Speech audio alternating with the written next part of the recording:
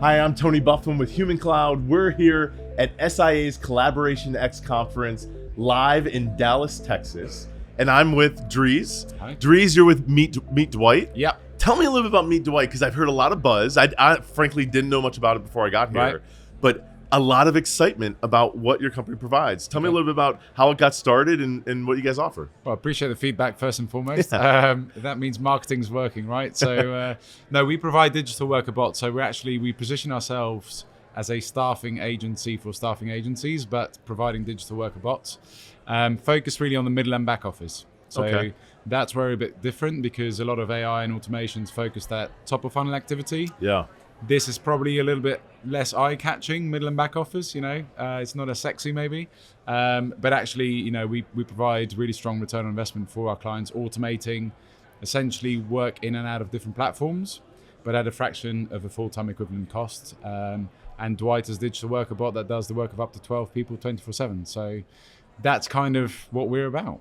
That's impressive. Up to 12 people. Yeah. 20, doing what kind of stuff? When we talk about back, you're right. It's not sexy. It's not what people see and your users see as part of their experience.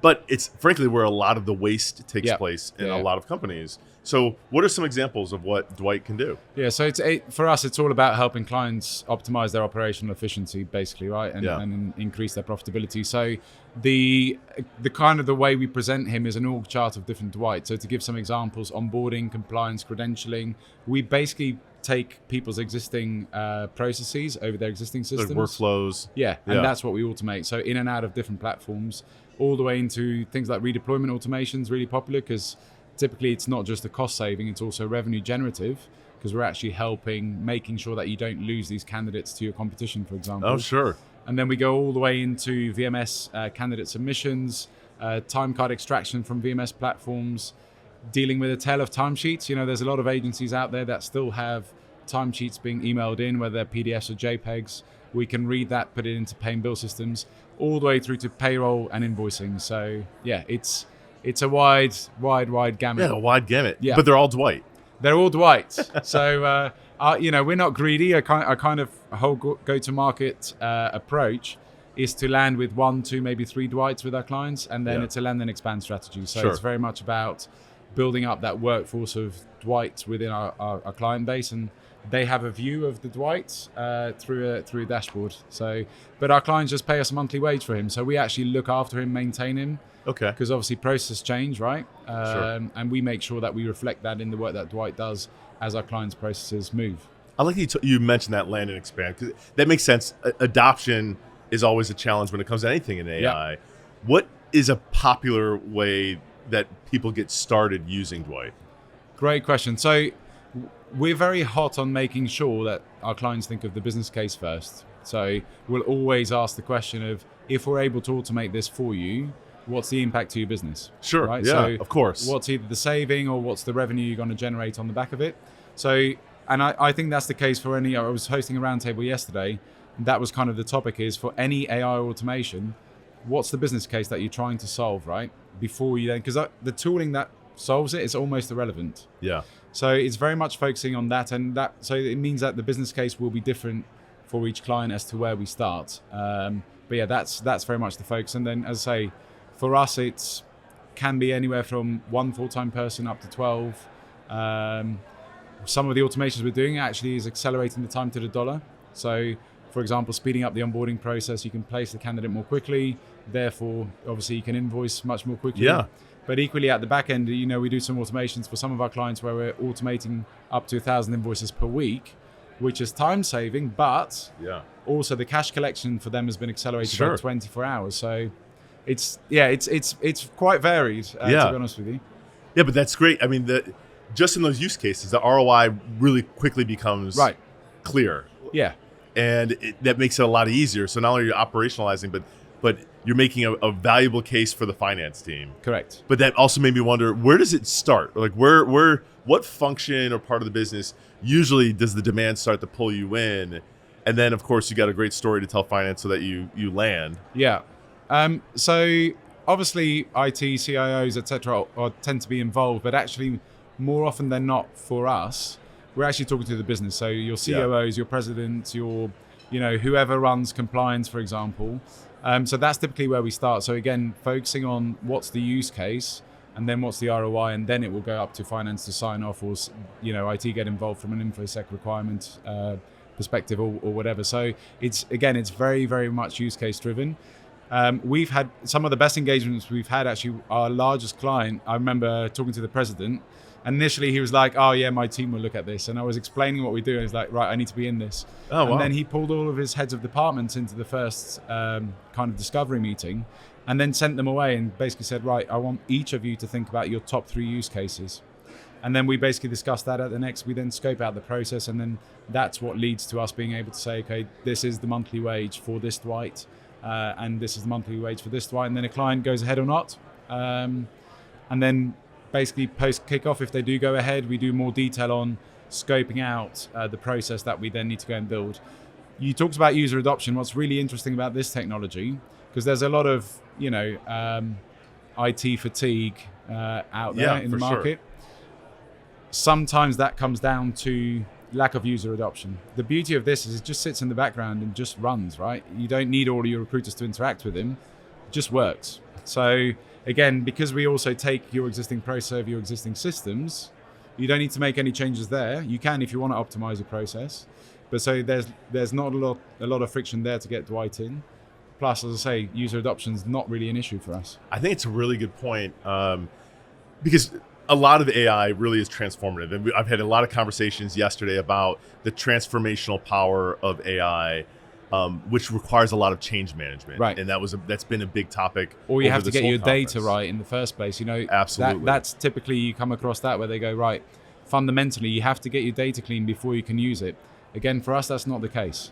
Yeah, this sits right on top. So right. If you're eager to get the benefits, but you're hesitant about changing the way you do everything, what a great solution, because this is a great way to just get started. Exactly. Like, get on with it and get these benefits, so you can just start moving forward and be more efficient. Correct. And listen, obviously I'm biased, but our CEO advisors that are in this space that have also invested in our business, the feedback from them is they're much more willing to go for this because there's clear ROI, clear use case in the middle and back office. They see it almost as less risky to kind of dip your toe into the water, because everyone's talking about AI and automation. Still very few people are doing it. So the feedback we've got is this is more of a logical step, even though it's underserved, right? Because again, a lot of it's top of funnel, is very crowded there. People are a little bit more nervous sometimes to engage if the candidates are going to be exposed to a voice AI or different things. Not to say they don't work, by the way, just to be clear. But there's a level of apprehension. Right, because correct. It's new, it's different. But when it's happening in the background, it's not nearly as disruptive. Right. And that makes a big difference. Yeah. And I often talk about the productivity promise of AI. We hear a lot about that, where there's this idea that, if you implement AI, you have to be saving tons of money, eliminating tons of jobs, and that makes people really nervous as well. Right. But the disconnect is people start implementing AI and all that doesn't happen. Right. Like we said, whether it's adoption or it doesn't quite work the way they expected, or there's a lack of trust within the organization, all these things can really hold organizations back from realizing that productivity promise. But with Meet Dwight, what you're telling me is that this layering on top, you can avoid all that. Or at least you can get started and build that trust with AI, because it just happens without all that disruption. For sure. And listen, there's a reason why we've kind of characterized him. Firstly, he's an acronym. So DWIGHT stands for Digital Worker Interface, for generic human tasks. But the reason... How long did you guys think about that? ChatGPT was very helpful. We had another acronym I won't mention on here, but it wouldn't have played very well from a marketing perspective. All right, you'll have to tell me later. I'll tell you off camera. So the reason why we kind of personalized him is we're talking more and more about this being outsourcing 2.0. Mm-hmm. People can get their head around outsourcing and humans doing things, right? And this is kind of what that is. So we have clients that have big offshoring teams, but yet are using Dwight because it's more cost effective, works 24/7. We joke about this, but he doesn't take PTO, right? Doesn't go off sick, doesn't give you any HR headaches. Yeah. No coffee breaks, no smoke breaks. No coffee breaks. He's working on Thanksgiving, man. But they're some of the kind of benefits that our clients realize. So yeah, for us, that's been quite key to really have people think of him rather than the technology solution, which he is, as this kind of digital worker, and that kind of next evolution of outsourcing or offshoring. I'm curious, how did this get started? Like, how long has DWIGHT been around, and how did it evolve? We actually started on the conversational AI side, believe it or not. So some 2 years ago, that's where we started. Then we had this automation play already, hadn't given it a name or a brand or anything. And we quickly realized as we were talking to staffing agencies that actually, hey, this is where the interest lies. It's also, as I say, less crowded, right, as a space. And so we basically rebranded after SIA Exec Forum, actually it was, because one of my prospective clients was like, hey man, like this DWIGHT just sticks in my head, and some of the industry speakers have been speaking about it on stage. So he was going, is this now an industry term? And I was like, oh, I don't know, yeah, maybe it can be. And then he goes, I can never remember your company's name, but DWIGHT just sticks in my head. And so on a sun lounger in Miami, I bought the domain meetdwight.com. So that's as recent as earlier this year. But really, in terms of us trading, it's been in the last year, we've gone from nothing to 7 figures ARR. So it's just gone crazy. Wow. You shared some use cases. I'd love to hear if there's a particular use case or experience with the client that really stands out where they were just wowed. As a benchmark example. Right. I mean, first and foremost, I've been in technology for like 20 years, particularly on the kind of HR, HCM kind of space. So I worked at SAP SuccessFactors, for example. Okay. I've never ever had experience, as I have had with DWIGHT, where you've actually got prospects cheering on the demonstration call. So actually has cheering happened. On the demo call. Right, they're going, whoa, like this, throwing their arms up in the air, because they went, does that mean DWIGHT can do this? I was like, yeah.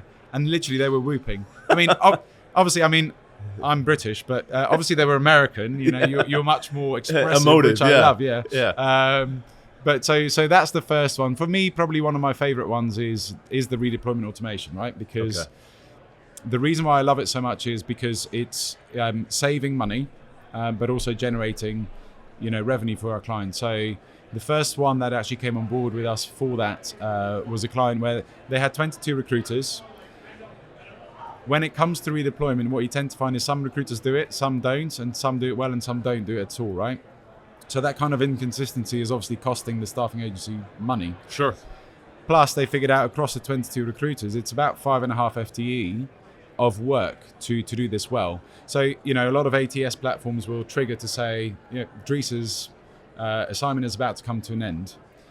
That's great, but what we're doing is actually the actions beyond that. And so what we've been able to do with them is essentially give back that 5.5 FTE across those recruiters so they can talk to more candidates, talk to more prospective clients. And we're now 100% of the time. I joked yesterday in my Shark Tank pitch, I had a little Anchorman reference and it said not 60% of the time, but 100% of the time he works every time. But that's what it is, right? 100% of the time consistently, he's going, okay, here are our candidates whose assignments are coming to an end in the next 45 days. We can do an element of a bit of search and match to go, okay, depending on your skill set where you're based, we find some roles and then we can email out or text out to the candidate to go, your assignment's about to come to an end. Here are 5 jobs that we think would be of interest to you. Do you want any of those? And then we can deal with the response coming back, put them onto the next job, do all the credentialing and everything else that needs to happen in and out of different platforms to come with it. So that's probably one of my favorite ones because it kind of ticks all the boxes. Especially because, I think a concern or a hesitation a lot of people have around AI is this whole replacement mentality. Right. And often we talk about this almost augmentation. What DWIGHT is doing is what recruiters and what HR folks or what people in any function don't want to do. Yes. Right? It's not...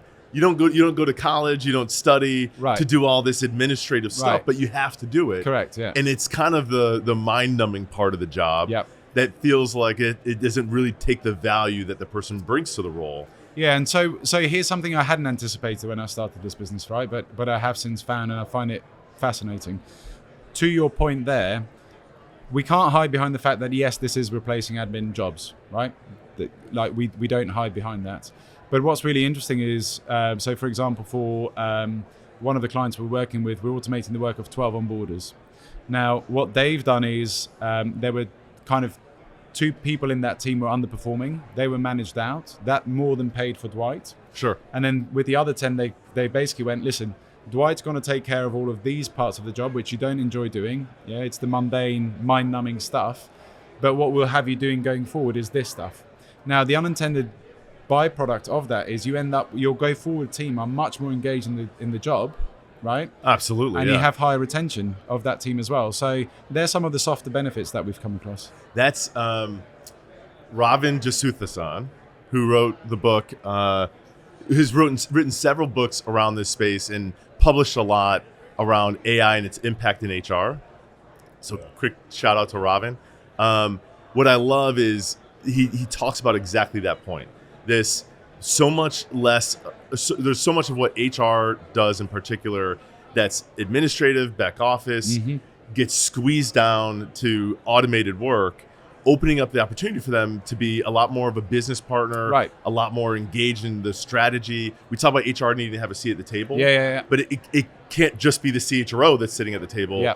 All of the function needs to be able to partner with the business, right. Understand what the business is going through and meet their needs. And it's really tough, especially if they're really delayed in their digital transformation journey, to free up the mind space to be able to engage in that way. Correct. But that's what they really want to do. Yeah, they don't want to do, but there's so much of this activity that Dwight does that I always often talk about, like HR's Maslow's hierarchy of needs. Okay. It's stuff that is the foundational level that has to happen. Yeah. And those things happen before they can do anything that's engaging or creative. Right. But man, it absorbs so much time. Yeah. So what Dwight is helping them do is take that off their plate so they can move up that hierarchy and do that much more self-actualization type experience. Yeah. Obviously, you need to have the right people, right, that want to do that kind of stuff. Of course, But yes, absolutely right. Well, so I'm interested in what's next for Meet Dwight. What are you really excited about that's on the horizon? Well, I dropped this yesterday as I was speaking as well, but essentially we are starting to have conversations now with our staffing agency clients where, imagine a world where we've got this relationship now, supplier, customer, we're a staffing firm for staffing firms. But imagine if we're a staffing firm for staffing firms through staffing firms. Now, what do I mean about that? I think my mind just got turned into pretzel. Right, yeah. I was up late last night, so now you just totally... I'm sorry. Hold my hand through this. But imagine where you're taking human resources to market, right, as you're doing today. Yeah. But you're also taking digital worker bots or Dwights to market as part of your go-to-market proposition. So that's really the thing that we're looking at, is basically these staffing agencies becoming resellers for us. But excitingly for them, if you look at some of these administrative functions, your end clients, if you're a staffing agency, they are automating stuff themselves, right? They're tooling up to do that. So that market's shrinking. And what we're saying to staffing agencies is, rather than walk away from that market, embrace it, but actually take digital workers in. And then whilst we're building Dwight, you even have an opportunity to put a temp worker into that job as well. Sure. So it's like double bubble, double wing. I like that. And it allows them to lean into this and embrace those agentic workers and use them to their advantage without having to figure out how to create it themselves. Yeah. You've already got it ready to go off the shelf. Yeah. Where can people learn more about Meet Dwight? You told us you bought the domain. Where else? How can they get in touch with you? How they get in touch with your team? meetdwight.com is the obvious one. If I tell you to find me, then my spelling of my name is just ridiculous. So you're going to struggle to find me on LinkedIn. I think that's probably your best shout. Meetdwight.com. Go to Meet Dwight, and it sounds like sign up for a demo, because you could be hooting and hollering by the time it's over. Well, the thing with Dwight is, once you see him in action, that's when the penny really drops. Yeah. Talking about him is one thing. When you see it, people go, wow. I like that. It's a great teaser and a great spot to wrap up. Thanks so much for joining me, Dries. This is awesome. Pleasure. Thank you. Go check out Meet Dwight. Thank you very much.